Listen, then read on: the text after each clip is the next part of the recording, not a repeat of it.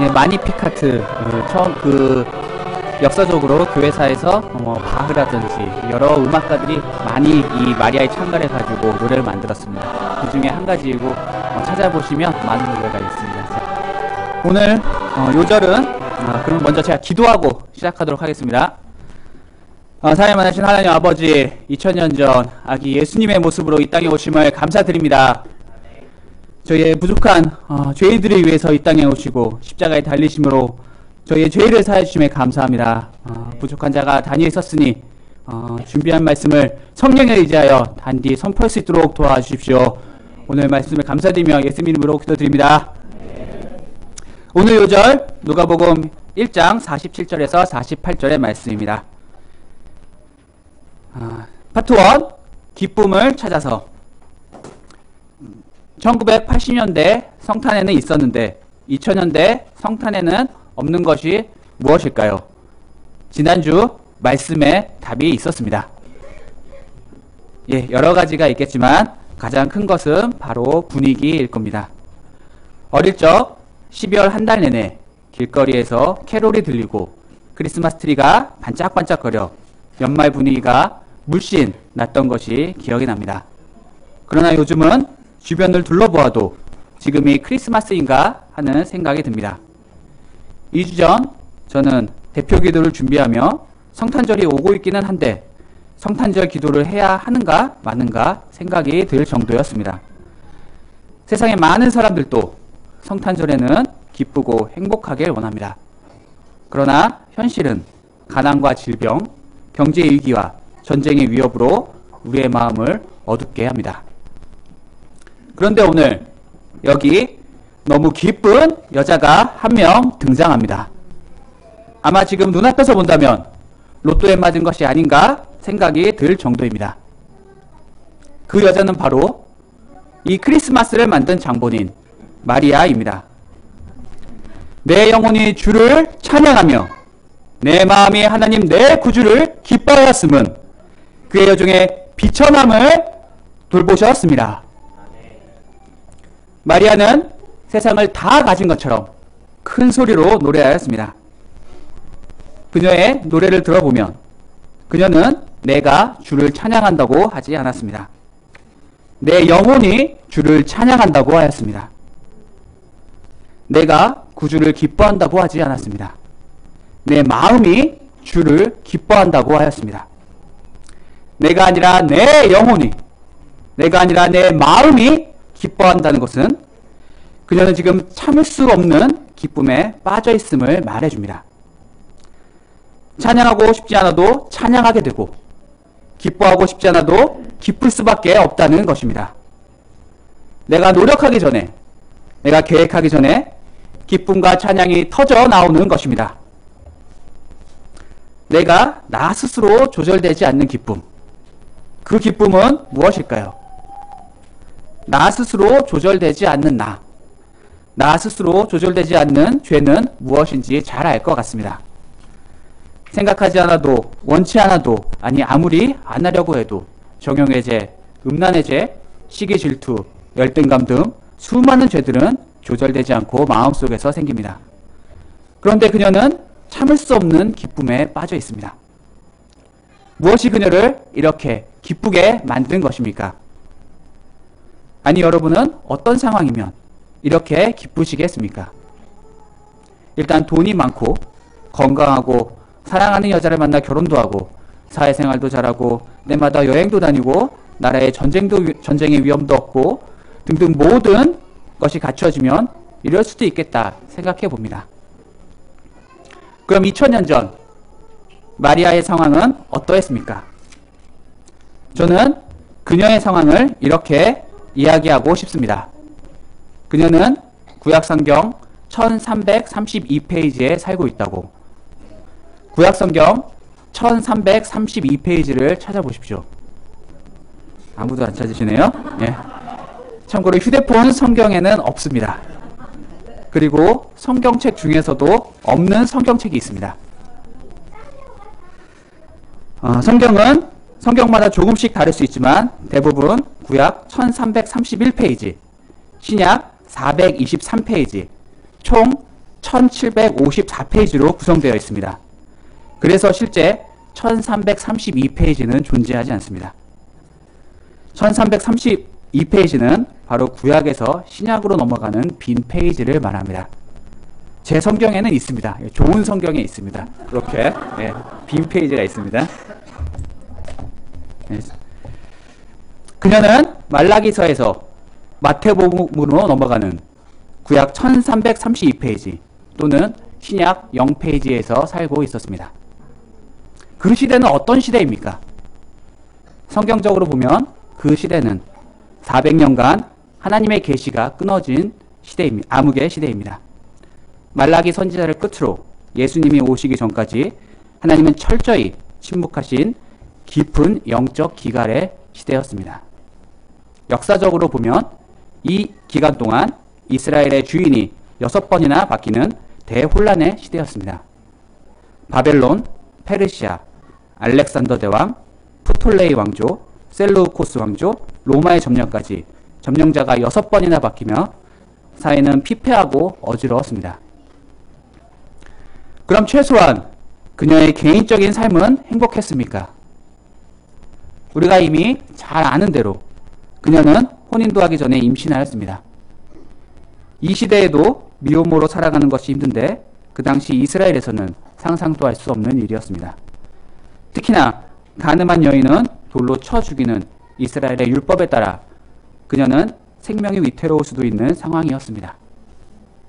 옛말에 처녀가 임신하여도 할 말이 있다는 말이 있습니다. 이는 어떤 잘못을 하여도 변명거리는 누구에게나 있다는 의미입니다. 그러나 마리아는 처녀로 임신하였는데 할 말이 없었습니다. 왜냐하면 죄가 있어야 변명을 하는데 그녀는 지은 죄가 없기 때문입니다. 그런데도 아무도 그녀를 믿어주지 않으니 얼마나 억울하고 답답하겠습니까? 마리아의 상황을 볼 때 주어진 현실 조건으로 기뻐한 것이 아님을 알 수 있습니다. 기쁨을 찾아서 그럼 그녀가 누린 그 기쁨의 원천이 무엇입니까? 48절입니다. 다 함께 48절을 크게 읽으시겠습니다. 시작!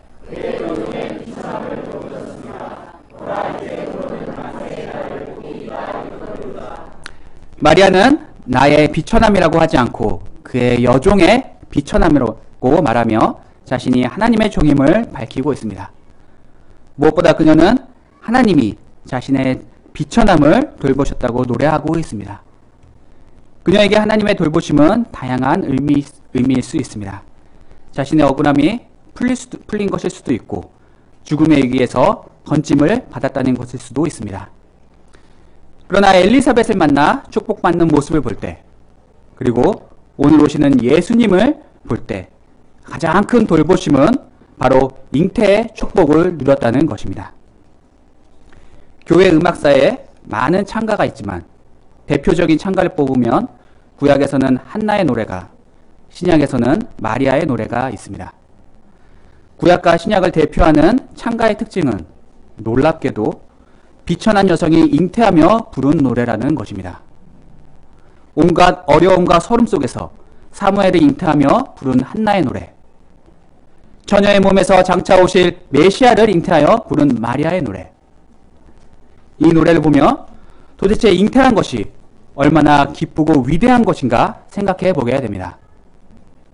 성경에는 정말 인생의 삼라만상이 다 들어가 있습니다.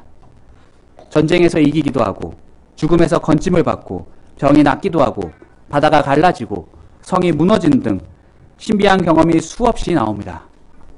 그러나 그 어느 때 부른 찬가도 이 잉태의 찬가보다 더 기쁘고 즐겁게 부르지 못하였습니다.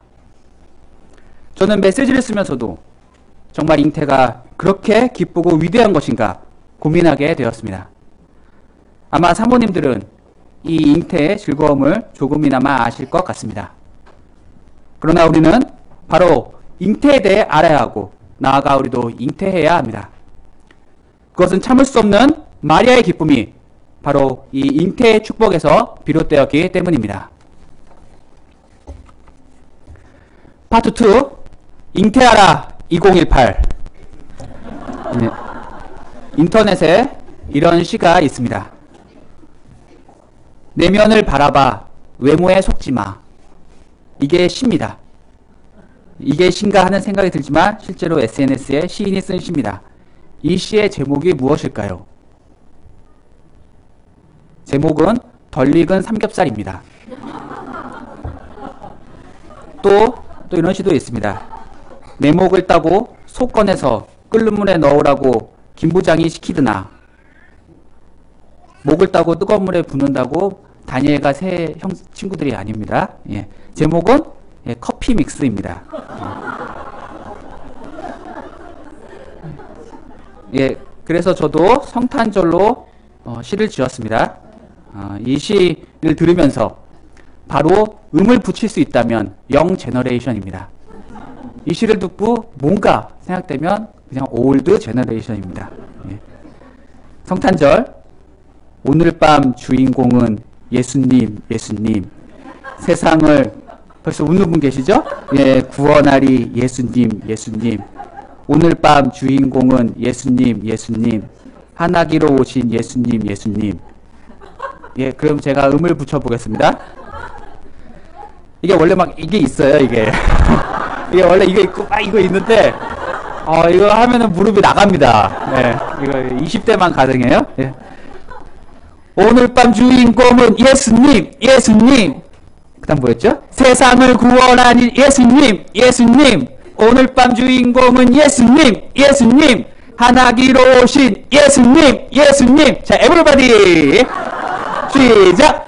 오늘 밤 주인공은 예수님, 예수님. 세상을 구원하니 예수님, 예수님. 오늘 밤 주인공은 예수님, 예수님. 하나기로 오신 예수님, 예수님. 그렇습니다. 오늘 밤 주인공은 바로 예수님입니다. 세상은 오늘 밤을 산타, 선물, 축제, 쉬는 날, 들뜬 분위기로 대체하려고 하지만 어느 누구도 부인할 수 없는 분명한 사실은 오늘 밤 주인공은 바로 예수님이라는 것입니다. 오늘 밤의 주인공 예수님은 어떤 분이십니까? 이 예수님은 우리 인생을 위해 하나기로 오신 구원자입니다. 만유의 왕이시지만 비천한 자를 섬기기 위해 가장 낮고 약한 모습으로 오신 메시아입니다. 그는 비천한 자를 돌보셨으며 줄인 자를 배불리셨습니다. 비천한 자를 높이시고 교만한 자를 흩으셨습니다. 두려워하는 자에게 큰 일을 행하시고 긍휼하심이 대대에 이르렀습니다. 무엇보다 예수님은 우리를 위해 대신 십자가에 돌아가심으로 인류를 죄에서 구원하셨습니다. 오늘 밤 이 예수님을 만나야 합니다. 찬양해야 합니다. 그리고 잉태해야 합니다. 잉태란 무엇입니까? 잉태의 첫 번째 사전적 의미는 아기나 새끼를 뱀입니다. 두 번째 의미는 어떤 사실이나 현상이 내부에서 생겨 자라남이라는 뜻입니다. 예를 들면 비극의 잉태, 희망의 잉태 등이 있습니다. 인간에게 있어 첫 번째 의미의 잉태는 일생에 많지 않습니다. 그나마 형제들은 경험할 수 없습니다. 그리고 실제로 예수님을 잉태할 수도 없습니다. 그러나 두 번째 의미의 잉태는 할 수 있습니다. 그것은 예수님이 우리 마음에 생겨 자라나 우리의 마음을 주관하시는 것입니다. 바울은 빌립보서에서 너희는 이 마음을 품으라. 곧 그리스도 예수의 마음이니 하고 권면했던 것처럼 예수님은 우리의 마음에 품고 그의 뜻대로 살아갈 수 있습니다. 잉태하는 것이 어렵다고 생각할 수 있지만 사실 우리는 하루에도 수없이 경험합니다. 우리는 매일매일 원하던 원치 않던 죄를 잉태하고 있습니다. 아담과 하와로부터 시작된 원죄에 의해 그 어느 누구도 자유로울 수 없습니다. 그래서 바울조차 오라 나는 공고한 사람이로다 고백하였습니다. 이 예수님이 우리의 마음에 있지 않을 때 우리는 죄를 잉태할 수밖에 없습니다. 아이러니컬하게도 사람들은 크리스마스에 더 많은 죄를 잉태합니다. 허전한 마음, 들뜬 마음, 고독한 마음에 사람들은 죄의 무방비로 노출되어 있기 때문입니다. 너희 중에 죄 없는 자가 먼저 돌로 치라 했던 가늠한 여인도 초막절 행사가 끝난 다음 날 죄를 지었습니다. 저도 20대 시절 친구들과 함께 크리스마스에 어쩔 줄 모르고 밤거리를 헤매고 다녔던 기억이 납니다. 예수님을 잉태하지 않았다면 오늘 밤 어디를 방황하고 있을지도 모르겠습니다. 그러나 매일 죄를 잉태하며 고통받는 우리를 위해 예수님이 한 아기의 모습으로 오셨습니다. 저는 최근 지인과의 이야기를 통해 그리스도의 잉태가 무엇인가 다시금 생각하게 되었습니다. 그분은 자신이 다니는 교회와 목사님에 대해 이야기를 해주었습니다. 교회에 들어오는 헌금으로 개인의 재산을 증식시키고 선교사를 대접하지 않아 나가게 하고 교인들은 식사와 양복, 심지어 자동차로 목사님을 섬기는 것을 보게 되었습니다. 제가 들은 이야기가 모든 것을 말해주지는 않지만 그 이야기 가운데 예수님의 모습은 찾아볼 수 없었습니다. 그러면서 새삼 예수님의 모습을 배우고 닮아가는 목자님들의 모습이 감사하게 느껴졌습니다. 우리는 오랫동안 이곳에 있어서 목자가 양을 섬기고 위에 있는 사람이 아랫사람을 섬기는 것이 당연하게 여겨지지만 세상에서는, 아니 교회에서조차도 당연하지 않은 일입니다. 낮은 사람이 높은 사람을 섬기는 것이 당연한 것입니다. 그러나 우리는 당연하지 않은 일을 당연하게 하고 있습니다. 그것은 바로 우리 마음 가운데 예수님을 잉태하고자 하는 소원이 있기 때문이 아닌지 돌아보게 됩니다. 그럼 우리는 어떻게 예수님을 잉태할 수 있을까요? 봉사, 서빙, 헌금, 피싱 등 많은 방법이 있지만 가장 좋은 방법은 바로 이 성경을 공부하는 것입니다. 세상에서도 임신하면 낳고 싶은 사람의 사진을 계속 본다고 합니다. 보통 연예인의 사진을 많이 봅니다. 그러나 삼겹살의 교훈을 잊으면 안 됩니다. 외모에 속지 말고 내면을 봐야 합니다. 우리도 잉태하고 싶다면 잉태하고 싶은 사람을 계속 봐야 합니다. 세상에서 예수님을 가장 잘 볼 수 있는 것은 성경입니다. 한 말씀 한 말씀이 예수님을 너무나도 선명하게 보여주고 있습니다. 거기에는 예수님의 외모뿐 아니라 예수님의 내면까지도 보여주고 있습니다. 예수님의 섬김과 희생을 알게 해주며 우리도 예수님같이 살고 싶은 소원을 줍니다. 성경을 사랑하고 배우는 것은 예수님을 잉태하는 가장 확실한 길입니다. 그 중에서도 메시지를 감당하는 것은 잉태의 과정과 가장 비슷하다고 생각이 됩니다. 산모가 아이를 낳기 위해 10달의 수고를 감내하듯 한편의 메시지를 쓰기 위해서는 짧게는 2주에서 길게는 2달 이상 한마디 말씀과 씨름해야 합니다. 내가 이걸 왜 써야 하는가 하는 근본적인 질문에서부터 이게 무슨 말씀인가? 왜 이렇게 메시지가 안 써지는가? 머리를 벽에 박고 괴로워합니다. 말씀을 찾아보고 공부하고 읽어보고 생각하고 고민합니다. 때때로 밥이 넘어가지도 않고 잠이 오지 않을 때도 있습니다. 저는 2주 동안 내 영혼이 주를 찬양하며 이 한마디 말씀에 낑낑거렸습니다. 매주 주일 말씀, 금요 모일 말씀, 수양의 말씀 등을 감당하는 목자님들이 모두 그러할 것입니다. 그러나 그 힘든 과정 가운데 저의 마음 가운데에는 한마디 말씀이 싹이 튀어 예수님의 형상을 닮아가는 기적을 체험하게 되었습니다. 아기 예수님이 저의 마음 가운데 계심을 확신하게 되었습니다. 그래서 오늘 밤 제 영혼은 주를 찬양하며 기뻐합니다. 내 마음이 하나님 내 구주를 기뻐하였음은 그의 남종의 비천함을 돌아보셨습니다. 여러분도 말씀을 통해 예수님을 품고 찬양하며 기쁨이 넘치는 인생을 사시길 기도합니다. 말씀을 보면 마리아가 받은 그 축복을 지금 우리도 받고 있습니다. 2018년에는 성경을 더욱 사랑하는 가운데 우리 마음에 예수님을 잉태하는 기적을 누리시길 기도합니다. 그래서 마리아와 같이 센터에서 예수님을 찬양하는 찬가가 끊임없이 울리길 기도합니다. 제가 기도하고 마치겠습니다. 사랑하는 하나님 감사합니다. 마리아에게 주셨던 그 축복을 저에게도 주셔서 예수님을 알고 예수님을 배우는 삶을 살게 하심에 감사합니다. 내년 한 해에도 말씀을 더욱 사랑하며 예수님을 잉태하는 축복을 누리게 하여 주십시오. 오늘 말씀을 감사드리며 예수님 이름으로 기도드립니다.